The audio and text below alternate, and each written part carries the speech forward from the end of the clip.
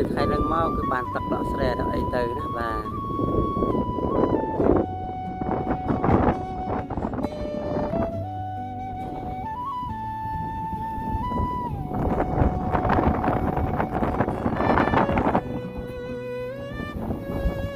នេះតាមប្រឡាយអត់ទាន់មានទឹកទេបងយើងបាទសង្ឃឹមថាថ្ងៃនេះតាមបងយើងបាទអ្នកយើងបាទព្រាខ្លាំងទៅបងយើងគឺរស់ទាំងអស់គ្នាបងយើងបាទបែបបងយើងគឺព្រោះអស់ហើយបងយើងបាទស្រូវព្រោះនេះគឺព្រោះមុនគេបងយើងបាទហើយព្រាមកថ្ងៃមុននោះ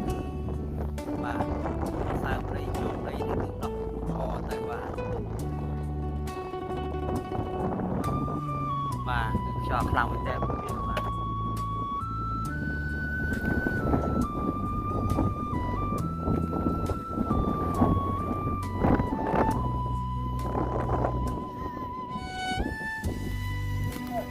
បាទយើងមើលទិដ្ឋភាពខ្យល់បក់ស្រូវឯពួកយើងនេះអូបាទ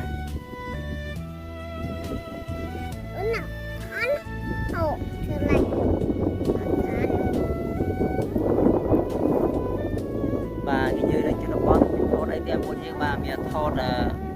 បាទវងគោវងក្របីទិដ្ឋភាពស្រុកស្រែបាទ